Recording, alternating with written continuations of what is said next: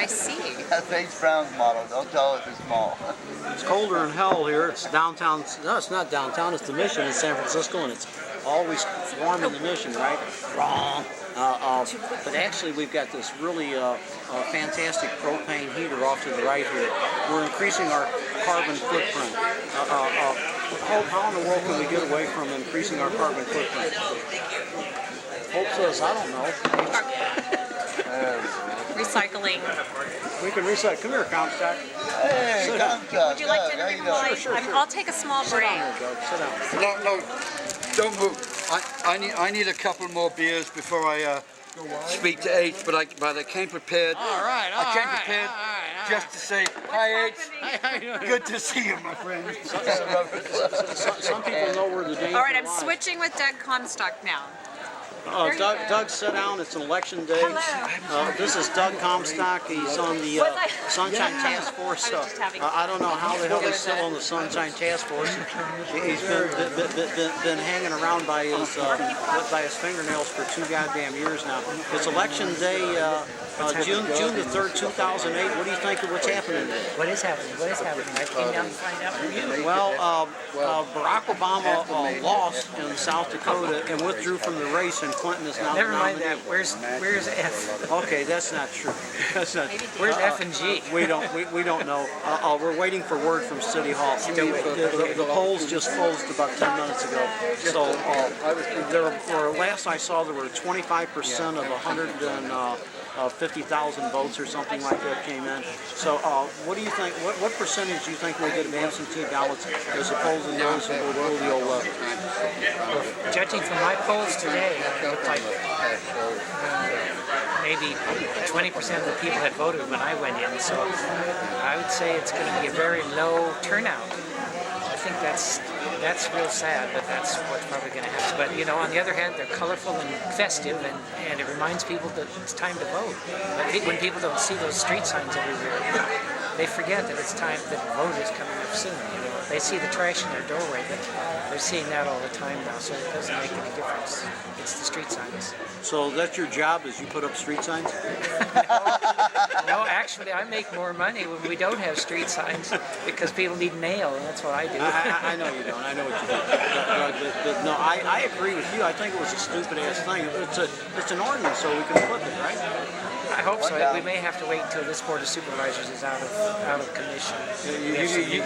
You don't want to admit that you made a mistake, is that what you're saying?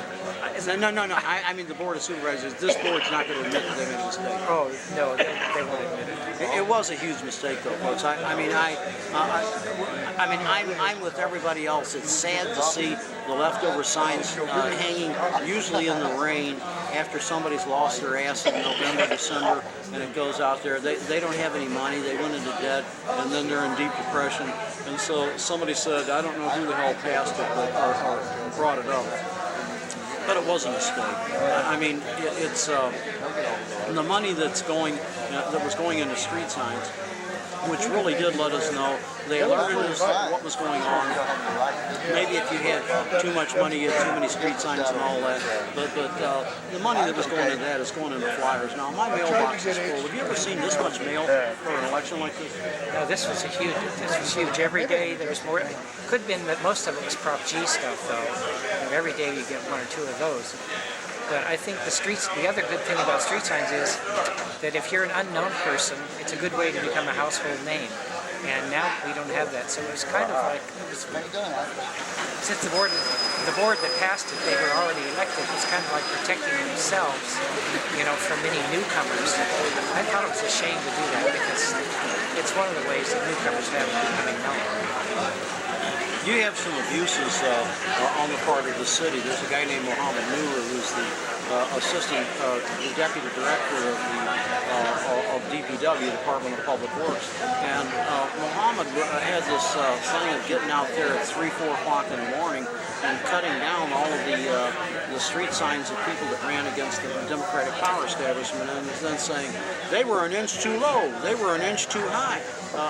So you get abused that way, but damn it, I'm with you. I'd rather see the street signs. So there are no street signs out there. We're going to get a turnout. The lowest we've had has been 33%. They're thinking that we might break that. How's that going to affect the local propositions? We can call it Daley's proposition now. That's what it was. He's the only leader the Corps have now. How's that going to affect Proposition F if Jeep could plug the boxes? Well, that's what worries me, because when there's low turnout, the absentee ballots tend to prevail, and the people who vote most are the conservatives, and they know about elections and they watch them. But the other thing that you mentioned about Mohammed and tearing down signs was that he's just started tearing down Calvin Louis' signs for treasurer a couple of years ago without any reason. Just well, you're getting it. That looks good. And I filed a complaint with the Ethics Commission. Whatever happened to that complaint? That's not bad. The Ethics Commission doesn't actually answer. Spotlight? Oh, yeah, there you go. The Ethics Commission. You know, I could turn my spotlight on. Is like the Department of Building Inspections used to be with Joe O'Donoghue, who wrote the law. Jim Sutton runs the Ethics. Well, I'm going to put my light on, my headlight. I just put my headlight on. The Ethics Commission I have a little on about headlight the on same mine. basis. And I don't if think it you're helps, against a client that Jim Sutton is favoring, your signs are fucked, you're fucked, and your complaints are never gonna see the light of day. I don't think the Ethics Commission, the only complaint I've seen the Ethics Commission answer in since they've been created was to dump Ed Jew. What do you think of that? Well, I thought they kind of jumped the gun on that. I mean, Ed had enough problems already. But yeah, they certainly showed us how they could act if they wanted to, and rather than just ignoring us like they usually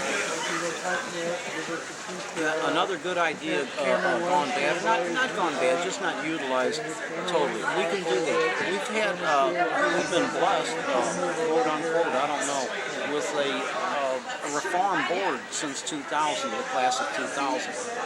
Granted, they've gone to the You right. have to raise your voice because your audience is getting quieter for that one. You'd expect them to go to the right, and they've definitely done that. But you've got a crunch coming up here this November when you've got 7 members of this board running, and as far as I can see, it looks like the board might switch completely to the right. What do you think of that, Doug?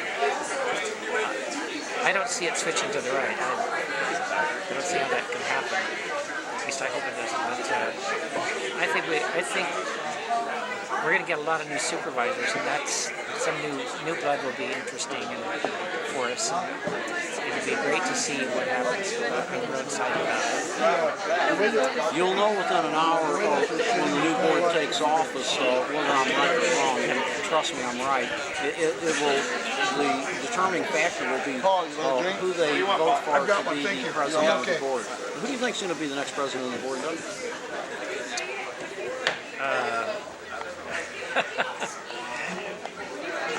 I suspect it'll be Dufty.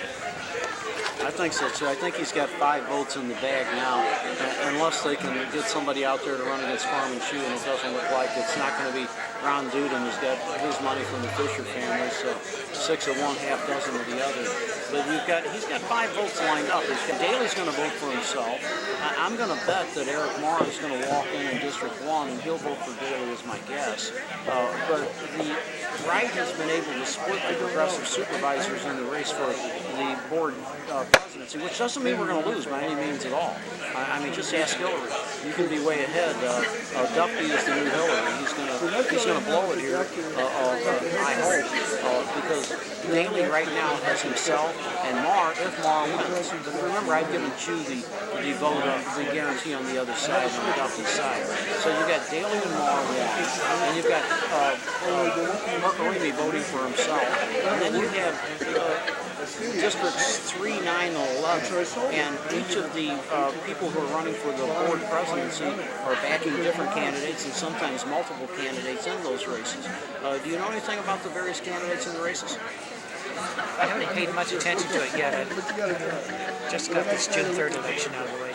But I would think that Mercurini would be a viable alternative as president of the board, because he seems to have friends on both sides and seems to be able to get things passed that when other people can't.